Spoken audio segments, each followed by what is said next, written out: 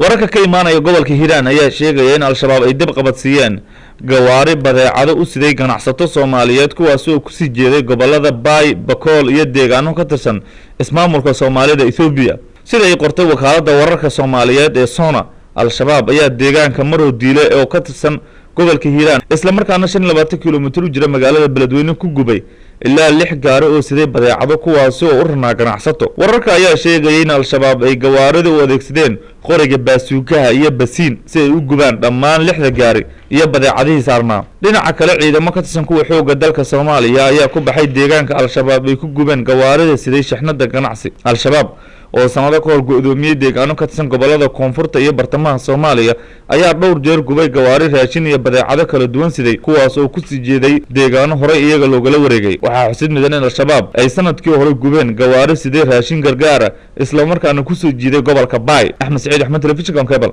magaalada Muqdisho.